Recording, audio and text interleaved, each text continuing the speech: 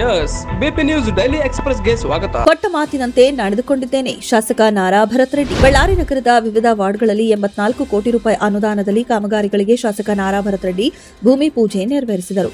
ಬೇಸಿಗೆ ಅಧಿವೇಶನದ ಬಳಿಕ ಮತ್ತಷ್ಟು 3 ಕೋಟಿ ಅನುದಾನ ಸಿಗಲಿದೆ ಎಂದರು.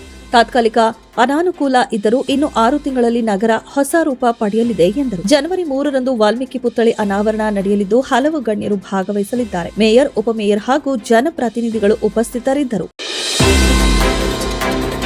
ಡಾಕ್ಟರ್ ಭ್ರಮರಾಂಭ ಅವರಿಗೆ ರಾಜ್ಯೋತ್ಸವ ಪ್ರಶಸ್ತಿ, ಬಳ್ಳಾರಿಯ ಹೆಮ್ಮೆ. ಬಳ್ಳಾರಿ ವೀರಶೈವ ಮಹಾವಿದ್ಯಾಲಯದ ಕನ್ನಡ ಉಪನ್ಯಾಸಕಿ ಡಾಕ್ಟರ್ ಭ್ರಮರಾಂಭ ಅವರಿಗೆ 2025ರ 70ನೇ ಕರ್ನಾಟಕ ರಾಜ್ಯೋತ್ಸವ ಪ್ರಶಸ್ತಿ ದೊರೆತಿದೆ. ಕುಂಭಮೇಳ ಸಾಂಸ್ಕೃತಿಕ ಅಕಾಡೆಮಿ ಬೆಂಗಳೂರು ನೀಡಿರುವ ಈ ಗೌರವ ಅವರಿಗೆ ಶೈಕ್ಷಣಿಕ, ಸಾಹಿತ್ಯಿಕ, ಸಾಂಸ್ಕೃತಿಕ ಮತ್ತು ಸಾಮಾಜಿಕ ಸೇವೆಗಳಿಗೆ ಮಾನ್ಯತೆ ನೀಡಿ ಪ್ರದಾನವಾಗಿದೆ.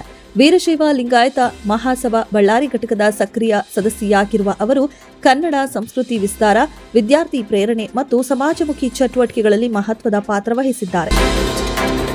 ಮರಾಠ ಸಮಾಜ ಒಗ್ಗಟ್ಟಾಗಬೇಕು, ಸಚಿವ ಸಂತೋಷ್ ಲಾಡ್. ಬೀದರ್ ಜಿಲ್ಲಾ ಸ್ತರದ ಸ್ವಾಭಿಮಾನಿ ಮರಾಠ ಸಮಾವೇಶದಲ್ಲಿ ಕಾರ್ಮಿಕ ಸಚಿವ ಸಂತೋಷ್ ಲಾಡ್ ಸಮಾಜದ ಒಗ್ಗಟ್ಟಿಗೆ ಕರೆ ನೀಡಿದರು.